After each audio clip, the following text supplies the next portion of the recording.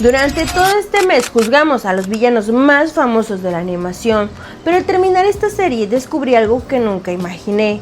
Tal vez jamás descubrimos quiénes eran ellos realmente.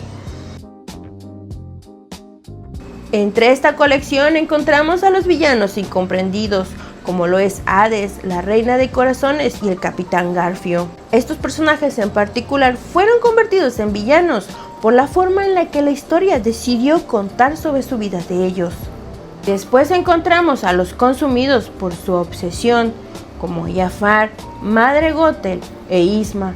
Al inicio ellos nunca pretendieron destruir el mundo, pero su peor enemigo fue el orgullo, el deseo de poder y obtener la juventud eterna. Y por último, no olvidemos a los verdaderos antagonistas, como Chanyu de Mulan y Rasputin de Anastasia. Aunque existen matices o diferencias entre ficción e historia, ellos siguen siendo uno de los personajes más difíciles de justificar por las acciones que realizaron en estas animaciones. Mientras preparaba cada Aquacolor pensé que encontraría villanos, pero realmente encontré miedo, dolor, orgullo, y eso me hizo pensar una cosa: no todos los villanos nacen siendo unos monstruos. Todos toman decisiones equivocadas e imperdonables, pero detrás de cada uno de ellos existe una historia que casi nadie nos cuenta. Todos recordamos a Isma como la villana más divertida de la animación, pero hay un detalle que casi nadie nota. Ella dedicó toda su vida al Imperio y fue despedida en cuestión de segundos. ¿Y si ahí comenzó realmente la historia?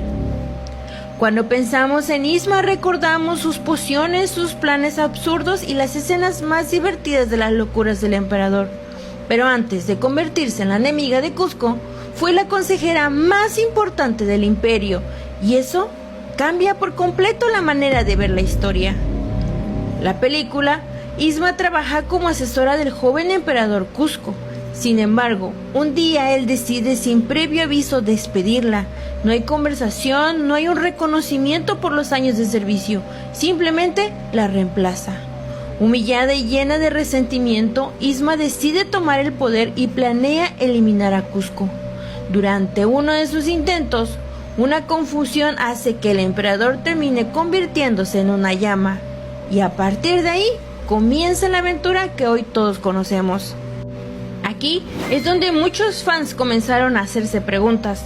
Kuzco era un gobernante egoísta, pensaba únicamente en sus propios deseos. Incluso estaba dispuesto a destruir el hogar de una familia para construir su casa de verano. Mientras tanto, Isma llevaba años administrando asuntos del imperio. Aunque nunca se explica exactamente cuánto tiempo trabajó para la corona, la película deja claro que era una figura con experiencia y gran conocimiento. ¿Fue correcto despedirla de esa manera? No. ¿Justifica eso lo que hizo después? Tampoco. Pero sí ayuda a entender por qué su ambición creció hasta consumirla. Hay un detalle que pocos conocen. Durante el desarrollo de la animación se tenía planeada una historia totalmente diferente, mucho más seria. Isma iba a ser una hechicera verdaderamente aterradora. Con el tiempo, el proyecto cambió por completo y se convirtió en una comedia. Por eso, terminó siendo una villana extravagante, divertida y llena de frases inolvidables. Además, muchos consideran que Isma fue una de las mentes más brillantes de la animación. Entonces, ¿Isma era realmente una mujer malvada? ¿O fue alguien que dejó que el orgullo y el deseo de venganza destruyeran todo lo que había construido? Quizás el grupo de animación nunca quiso que sintiéramos lástima por ella, pero al conocer toda la historia, es imposible no preguntarse si todo comenzó mucho antes de que apareciera la primera poción.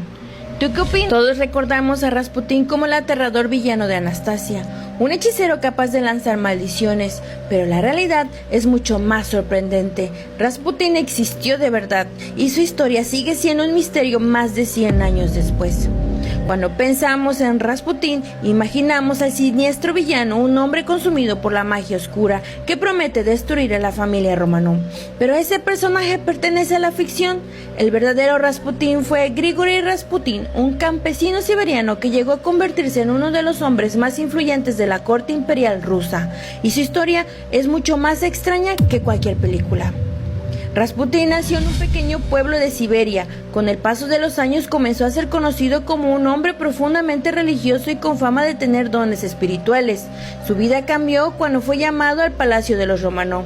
El motivo era el joven heredero, el Zarevich Alexei, quien padecía hemofilia, una enfermedad que hacía muy difícil detener cualquier hemorragia.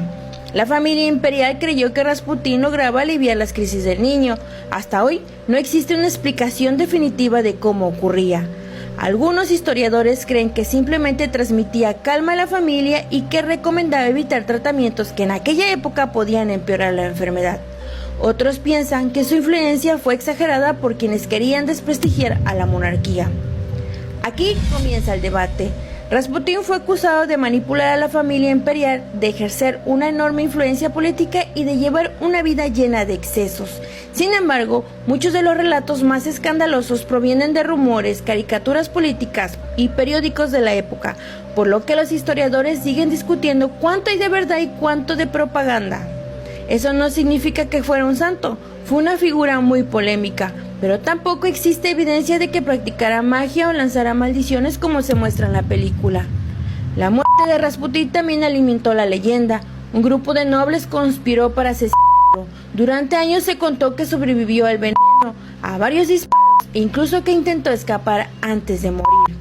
Hoy los historiadores consideran que muchos de esos detalles fueron exagerados con el paso del tiempo para convertir su final en una historia casi sobrenatural. Entonces, ¿quién fue realmente Rasputín? ¿Un hombre santo? ¿Un manipulador? ¿O simplemente una figura histórica envuelta en tantos rumores que terminó convirtiéndose en una leyenda? Quizá el mayor misterio de Rasputín no sea la magia, sino descubrir dónde termina la realidad y dónde comienza el mito. ¿Tú qué opinas? ¿Crees que Rasputín fue un hombre incomprendido o alguien que realmente aprovechó su influencia sobre la familia Románov? Todos recordamos a Chan Yu como el despiadado enemigo de Mulan, pero hay una pregunta que casi nadie se hace. ¿Qué ocurre cuando la historia solo la cuenta el bando que ganó? Quizá Chan Yu no nació siendo un monstruo, quizá solo fue el enemigo de otra historia. Cuando pensamos en Chan Yu, recordamos a un guerrero de mirada fría, acompañado por un halcón y un enorme ejército. En Mulan representa la amenaza que pone en peligro al imperio de China. Es el villano, pero la película nunca explica quién era antes de la guerra, y ese silencio ha dado pie a muchas preguntas. En la historia oficial, Chan Yu es el líder de los hunos, cruza la Gran Muralla e invade el territorio chino con un único objetivo: derrotar al emperador y conquistar el imperio. Durante la película demuestra ser un estratega implacable, no actúa por impulso, planea cada movimiento y dirige a su ejército con disciplina. Finalmente es derrotado por Mulan en el enfrentamiento final, y esa es la historia que todos conocemos. ¿Y si Chan Yu no era tan villano? Aquí es donde comienza la reflexión. La animación nunca explica por qué Chan Yu inició la invasión. No conocemos su infancia, no sabemos qué perdió ni qué motivaba realmente a su pueblo. Solo sabemos que era el enemigo. Históricamente, los pueblos nómadas que inspiraron a los hunos vivían en condiciones muy diferentes a las del imperio chino. Competían por recursos, territorios y supervivencia. Eso no convierte una invasión en algo correcto, pero sí recuerda que los conflictos rara vez tienen una sola versión. Algunos secretos del personaje a veces pasan por alto. Chan Yu casi no habla durante la película. La animación lo diseñó para que inspirara miedo con su presencia más que con sus palabras. Su mirada, su silencio y su forma de avanzar transmiten una amenaza constante. A diferencia de otros villanos, no busca riquezas ni magia, busca conquistar. Y eso lo convierte en uno de los antagonistas más intimidantes del estudio, pero también en uno de los menos desarrollados. Nunca conocemos sus verdaderos pensamientos. Tal vez Chan Yu no era el hombre bueno, pero tampoco era un personaje al que la película intentara comprender. Era el enemigo, y muchas veces cuando una historia se cuenta desde un solo lado, el otro termina reducido a un simple villano. Quizá por eso sabemos tanto de Mulan y tan poco de él. Entonces, ¿Chan Yu era un monstruo? ¿O un líder cuya historia jamás fue contada? Tal vez nunca lo sabremos, porque la historia siempre depende de quién la narra. Cuando pensamos en Úrsula, imaginamos a una bruja del mar ambiciosa que roba la voz de Ariel y sueña con conquistar el océano. ¿Pero alguna vez te has preguntado por qué conocía tan bien al rey Tritón? ¿Cómo tuvo sus poderes y por qué vivía exiliada? La película nunca responde esas preguntas, y justamente ahí nacieron algunas de las teorías más fascinantes de Disney.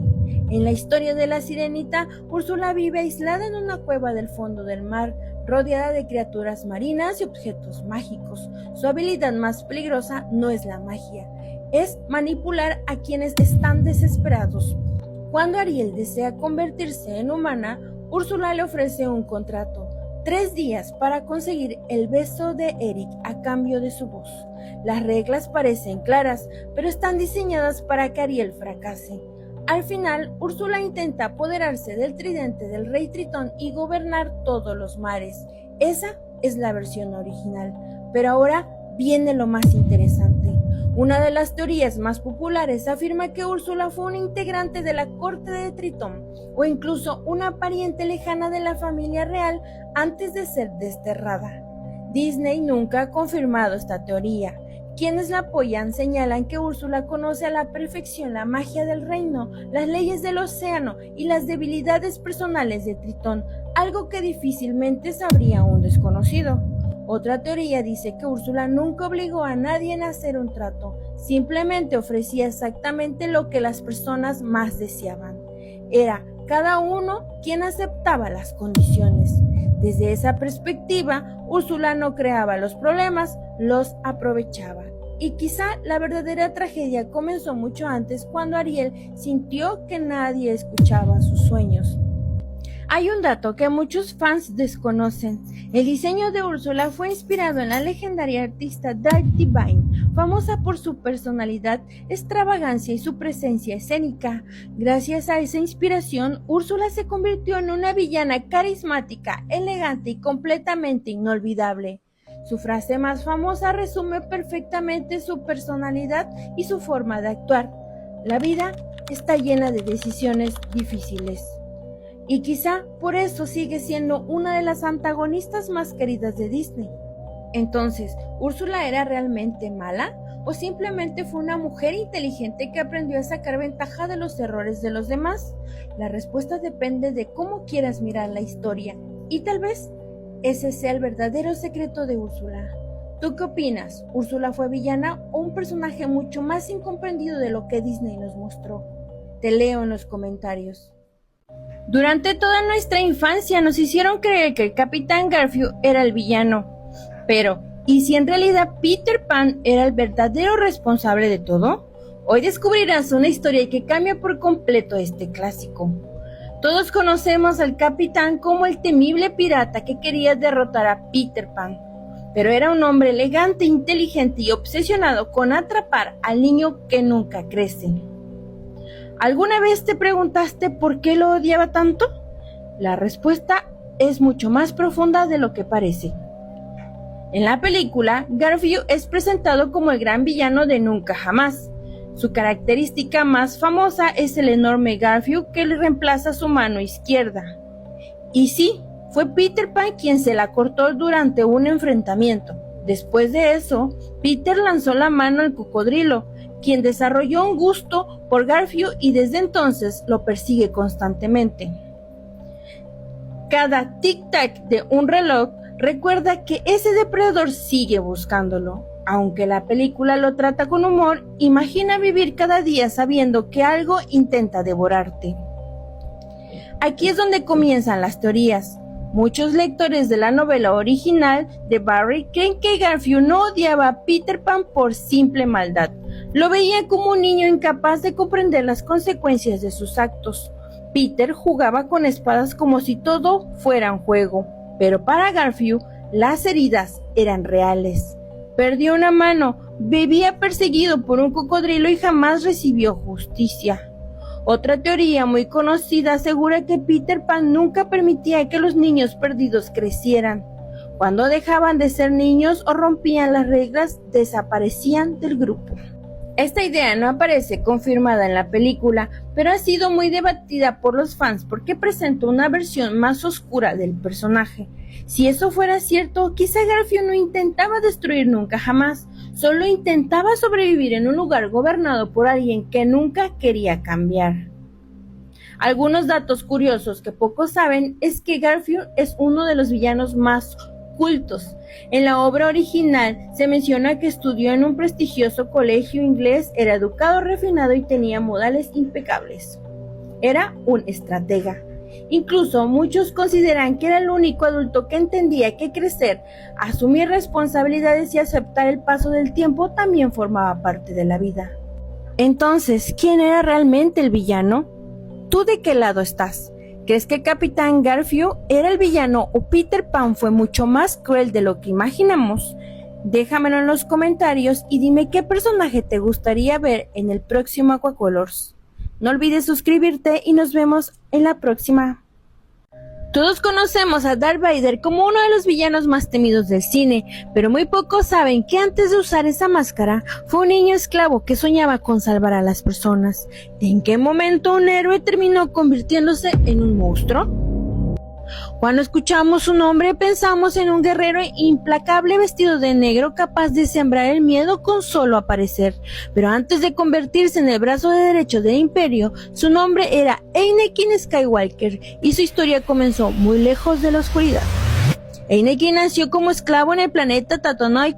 Desde niño demostró un talento extraordinario para la fuerza, y los Jedis creyeron que podía ser el elegido, alguien destinado a traer equilibrio. Era valiente, protector y profundamente leal. Sin embargo, tenía un gran miedo: perder a las personas que amaba. Ese temor fue creciendo con el tiempo. Primero perdió a su madre, y más tarde comenzó a tener visiones en las que su esposa Padmé moría. Fue entonces cuando apareció alguien dispuesto a ofrecerle una solución. El canciller Palpatine, quien en realidad era Lord Sindar Sidious, manipuló a Anakin durante años. Le hizo creer que el lado oscuro era la única forma de salvar a Padmé. No lo convenció de un día para otro, lo aisló, alimentó sus dudas, aprovechó su miedo y cuando Anakin creyó que ya no había otro camino, tomó la peor decisión de su vida. Fue entonces cuando nació Darth Vader. Aquí está la parte más importante. Sí, Darth Vader cometió actos terribles, persiguió a los Jedis, ayudó al Imperio y causó un enorme sufrimiento, pero su historia nunca fue la de alguien que disfrutara haciendo el mal. Fue la historia de un hombre consumido por el miedo, la culpa y la manipulación. Por eso muchos consideran que Darth Vader es una tragedia, no un villano tradicional. Décadas después, cuando su hijo Luke Skywalker se negó a abandonarlo, ocurrió algo que parecía imposible. Anakin despertó, comprendió que todavía podía elegir y sacrificó su propia vida para destruir a Palpatine y salvar a su hijo. Con ese acto cumplió finalmente la profecía del elegido, no porque nunca hubiera caído, sino porque encontró el valor para regresar. Entonces, ¿quién era realmente Darth Vader? ¿El monstruo que aterrorizó la galaxia o el héroe que perdió el camino y logró redimirse en el último momento? Tal vez su mayor batalla nunca fue contra los Jedi, fue contra sí mismo. ¿Crees que Darth Vader logró redimirse al final de su historia o sus errores fueron demasiados grandes para perdonarlos? Déjamelo en los comentarios y dime qué personaje quieres ver en el próximo Aquacolors. Todos recordamos a la Reina de Corazones gritando ¡Que le corten la cabeza! Pero hay un detalle que casi nadie conoce. En la historia original casi nunca ejecutaba a nadie. Entonces, ¿por qué todos le tenían tanto miedo?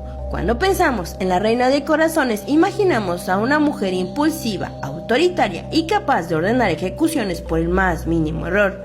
Es una de las villanas más famosas de la animación. Pero, ¿y si nunca fue exactamente como la recordamos? La respuesta está en el libro que inspiró la película.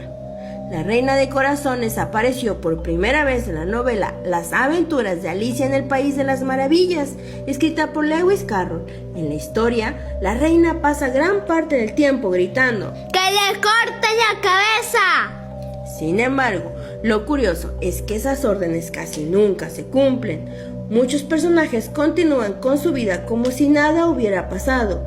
Incluso, el rey suele perdonar discretamente a los condenados. Eso significa que su poder era mucho más teatral que real. Aquí comienza la reflexión. La reina representa un tipo de autoridad basada en el miedo. Necesita que todos crean que tiene el control absoluto. Por eso exagera, grita, amenaza, pero rara vez actúa. Muchos expertos en literatura consideran que el personaje fue creado como una sátira de los gobernantes autoritarios. No importa si son realmente poderosos, lo importante es que todos crean que lo son. Hay un detalle fascinante. La animación mezcló elementos de dos personajes diferentes del libro, la Reina de Corazones y la Reina Roja, que aparece en otra novela de Alicia. Con el paso de los años, ambas terminaron confundiéndose en la cultura popular. Por eso, muchas personas creen que son el mismo personaje, pero originalmente no lo eran. Además, la película exageró su carácter explosivo para convertirla en una villana más memorable y divertida. Quizá la Reina de Corazones nunca quiso demostrar que era fuerte. Quizá solo tenía miedo de perder el control, y cuando alguien gobierna únicamente mediante amenazas, termina siendo obedecido por miedo, pero nunca respetado. Entonces, ¿la Reina de Corazones era realmente una villana despiadada o simplemente una reina desesperada por mantener una autoridad que en realidad era mucho más frágil de lo que parecía? Tal vez el verdadero poder nunca estuvo a sus órdenes, sino en el miedo que provocaban. Todos recordamos a Jafar como el hechicero que quería quedarse con el trono de Agrabah, pero hay una pregunta que casi nadie se hace. ¿Qué ocurrió para que el hombre más inteligente del reino terminara dispuesto a perderlo todo por el poder? Cuando pensamos en Jafar, vemos a un hombre vestido de negro y rojo, con un bastón en forma de cobra y una mirada capaz de intimidar a cualquiera. En Aladín es el gran villano, manipula al sultán, engaña a todos y busca convertirse en el gobernante más poderoso del mundo. Pero, ¿siempre fue así? Jafar era el gran visir de Agrabah. Su trabajo consistía en aconsejar al sultán y ayudar a gobernar el reino. Sin embargo, el sultán era un hombre bondadoso, pero también ingenuo y fácilmente manipulable. Mientras él jugaba con sus pequeños juguetes y evitaba tomar decisiones difíciles, Jafar era quien conocía los problemas del reino desde adentro. Eso no convierte a Jafar en un héroe, pero sí explica por qué comenzó a creer que él podía gobernar mucho mejor. Con el tiempo, esa confianza se transformó en ambición, y la ambición terminó convirtiéndose en obsesión. Hay una teoría muy conocida entre los fans, no forma parte de la animación oficial, pero propone que Jafar nació en la pobreza y tuvo que abrirse camino hasta convertirse en el hombre más poderoso después del sultán. Desde esa perspectiva, entendía las injusticias de Agrabah, pero mejor que quienes habían nacido rodeados de privilegios. Sin embargo, al obsesionarse con controlar todo, dejó de buscar un reino mejor y comenzó a buscar un reino donde solo él tuviera el poder, y ahí fue donde perdió el control. Hay un detalle que muchos no conocen. Los animadores diseñaron a Jafar para que fuera el opuesto de Aladín. Mientras Aladín usa su genio para ayudar a otros, Jafar utiliza su inteligencia para manipular. Uno representa la humildad y el otro el orgullo, y esa diferencia explica por qué ambos terminan enfrentándose. Curiosamente, Jafar tenía una razón. El poder absoluto siempre cambia a quien lo posee, y cuando él consigue convertirse en el hechicero más poderoso del mundo, termina convirtiéndose en prisionero de su propio deseo, porque al transformarse en un genio, obtiene todo el poder, pero también pierde su libertad para siempre. Entonces, ¿Jafar nació siendo un villano? ¿O fue un hombre brillante que dejó que el poder definiera quién era? Tal vez la verdadera lección de Aladín nunca fue sobre la magia, sino sobre cómo la ambición, cuando no tiene límites, puede destruir incluso a la persona más inteligente. ¿Tú qué opinas? Déjalo en los comentarios y nos vemos en el próximo Aquacolors. Todos creemos que Madre Gothel solo quería secuestrar a Rapunzel, pero hay un detalle que cambia por completo su historia. Ella no buscaba una hija, buscaba detener el tiempo. Y si el verdadero enemigo nunca fue Rapunzel, sino el miedo a envejecer. Cuando pensamos en Madre Gothel, imaginamos a una mujer elegante, manipuladora y obsesionada con el cabello mágico de Rapunzel. Pero antes de convertirse en la gran villana de Enredados, solo era una anciana que había descubierto una flor con un poder extraordinario, una flor capaz de devolver la juventud. Y fue ese descubrimiento el que cambió su vida para siempre. Durante años, Gothel encontró una flor mágica escondida en el bosque. Cada vez que cantaba una antigua melodía, la flor restauraba su juventud.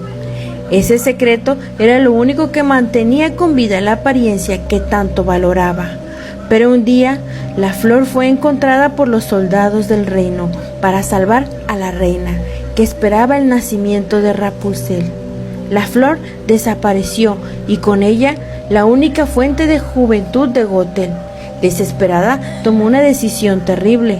Secuestró a la recién nacida Rapunzel a descubrir que la magia de la flor ahora vivía en su cabello. Desde entonces la crió encerrada en una torre, haciéndole creer que el mundo exterior era demasiado peligroso.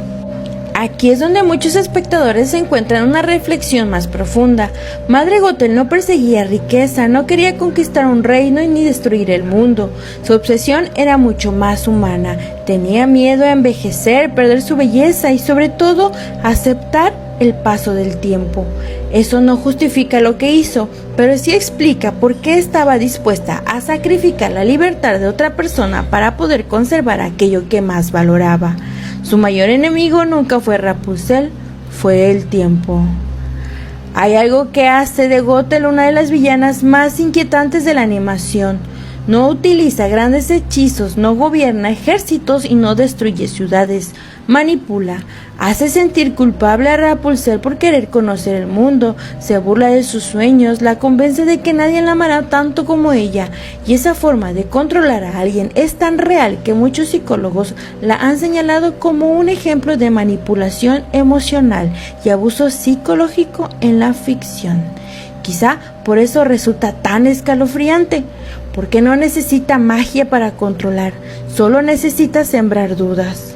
Entonces, Madre Gothel era realmente un monstruo o una mujer que permitió que el miedo al paso del tiempo consumiera toda su humanidad.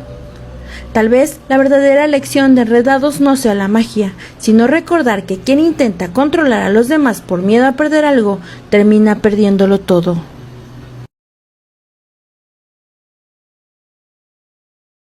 Gracias por acompañarme este mes. Cada debate, cada comentario hicieron que este mes fuera mucho mejor, porque al final el verdadero villano no es siempre quien parece.